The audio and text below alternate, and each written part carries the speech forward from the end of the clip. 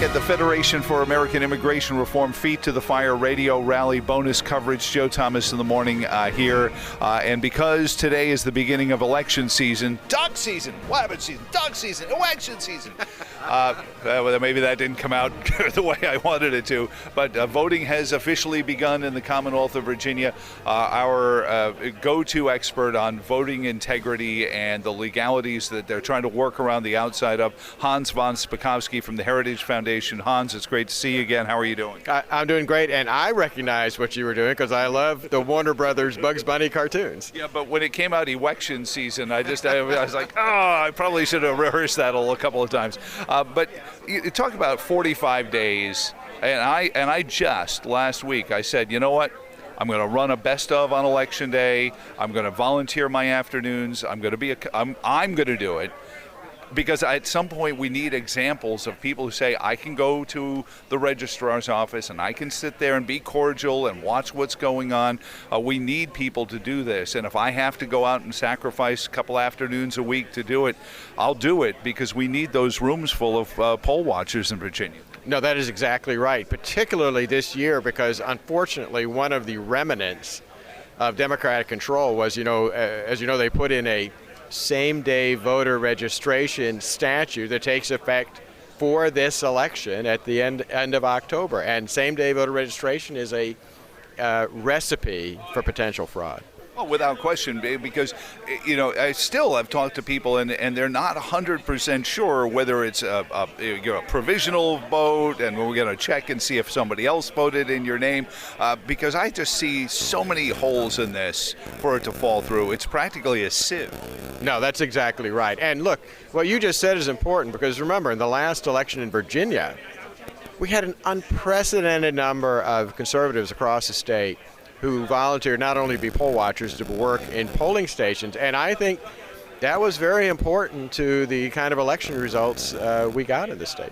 Oh, I'd be fascinated to see security video of how many people walked up to the point and saw it and turned around and walked away, and because that would be fun to watch. Hans Von Spakovsky is on with us. We were talking about the importance of some of these things that are still on the books in Virginia. That's a 2023 issue as well, because some of these things were added, some of the things weren't able to be fixed because the General Assembly and the Governor's Mansion were of a different viewpoint on vote integrity. No, that's right. And remember, a number of years ago, we actually passed a good voter ID statute the last time Republicans were in control. When Democrats came in, they gutted the law. It's the gutted version that unfortunately will be in place for this election. And one of the things that needs to be done in the next session before the presidential election is they need to restore the voter ID law. Let's go back to 2010 when we did this. And it doesn't, oh God, it feels so long ago, but Governor McDonnell's administration said, okay, here's what we're going to do. Everyone started yelling, and he said, and we'll make it possible for anyone to get a photo ID. All they have to do is tell us, and we will pay for it. We will get you a photo ID.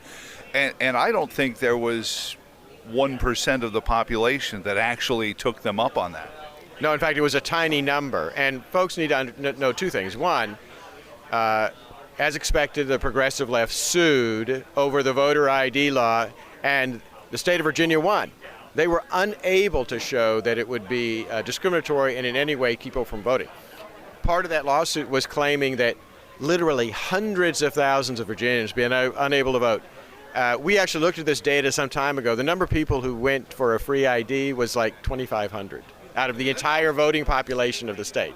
But that's the thing, and so we made it completely open-ended. Then, as part of it, and I don't know if you remember this, you probably do better than I do, Hans Von Spakovsky here from the Heritage Foundation also works with my friends at the Virginia Institute for Public Policy and their vote integrity efforts. But they started sending voter registration to people's addresses to check, to kind of verify the voter rolls. And I had people coming to me who owned vacant lots, and voter registration forms were coming there saying we're just updating our voter registration has to be renewed. And so somebody had been registered to vote from a vacant lot, and that's just one instance of it. But we need to verify those voter rolls. No, that's exactly right, and not enough is being done to clean up and maintain the accuracy of the voter rolls. Just on that one issue, That should never have happened. Why? Well, when a voter registration form comes in, why isn't the election official in that county checking with the county tax department, which knows every single property in the county and could have immediately told them, oh, well, we tax that as a vacant lot. Obviously, nobody could live there. Right. Well, yeah, and that becomes the next thing. One of our voter IDs is a utility bill. Right. So all you have to do is, albeit a federal crime to take mail out of somebody's mailbox, I will point out, but it's not that it's hard to do. Go grab somebody's electric bill, and all of a sudden you can say, hey, I'm Hans Von Spakovsky, here's my address and my electric bill, and they let you go to vote. Well, I can't produce a driver's license or photo ID on my home computer, but a utility bill? That's easy. I got a printer somewhere. Hans, so here at the Federation for American Immigration Reform Feet to the Fire rally, we've got, was it the House Judiciary Committee just passed a bill along to the body at large about a nationwide voting law, which, hold it, I thought there was rules against that would allow illegal residents, I don't know what the cool kids call them today, illegal immigrants, the right to vote. I mean, how crazy can we get? Never mind the idea that federalizing American election law is unconstitutional, but then they're going to say we're only doing it so that people who aren't here legally can vote. If that's the case, let's set up polling places in Paris and Sao Paulo and anywhere else that anyone might want to feel like they won't want to vote in our next election. If anyone can vote, just let anyone vote. Well, you say that jokingly, but if Democrats in the House could do that, I'm sure they would. Yeah, they voted in the House Judiciary. Democrats voted to approve a change in federal law to allow aliens to vote, and that is just so wrong, because only people who are citizens, people who have taken on the responsibility, not just the rights of being an American citizen, should be able to vote and choose who our representatives are, not aliens. And that's the crazy thing, is that they're I guess figuring they can just dilute once this class comes in that can't get jobs or doesn't get very good jobs, so they have to get aid, they have to get subsidies, so they're going to vote for the candidate that says I'm going to continue the gravy train? Yeah, and in fact, this would dilute the votes of citizens, particularly in urban areas. It would dilute the votes of African Americans, who have a much higher citizenship rate, for example, than Hispanic who are in this country, and this would dilute their vote. It would lead to disenfranchisement of citizens. Hold it. Could we call that, wait for it, vote suppression? Oh yeah, I think that's exactly what it is. For real. The claims made by the left that requiring an ID is voter suppression is ridiculous, but allowing aliens to vote in our elections, that is suppressing the votes of citizens. So the urban communities that are already watching their job prospects get diluted by illegal immigration and this border crisis, then they're watching their families get murdered by poison fentanyl, and now their votes are not going to count as much because non-citizens can vote as well in their areas. I hope there's a hue and cry in some of these urban centers to stop this. Well, there is. As you know, New York City recently voted to allow aliens to vote in local elections, and a lawsuit was filed against it by the Public Interest Legal Foundation, which is based in Virginia. You know who their 4 clients are?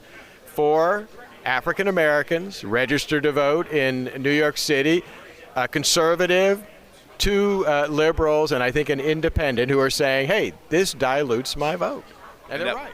And when does that, because that's one of those precedents. We were joking about vote suppression, real vote suppression versus fake. But I mean, I hope that this can get to a point where we can start holding this up as precedent and it just doesn't get delayed forever in the courts. Oh, no, I think that case has moved along very quickly because there are elections coming up and the courts know that.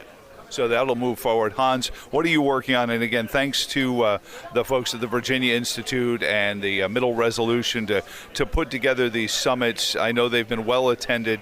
Are you still seeing the enthusiasm in the Commonwealth for people to be in the room? What is the old Stalin expression? It's not who counts, it's who votes, it's who counts the votes. Now it's who's watching the people who count the votes. Are you still seeing the enthusiasm that we were able to get together in 2021? Yes, because people understood that being there and being in the room is vital to winning elections, and I don't think they have forgotten that lesson. Well, let's keep an eye on all these cases, especially the one out of New York. Hans, thank you so much for your time. Very gracious for us this Friday morning. Have you voted yet?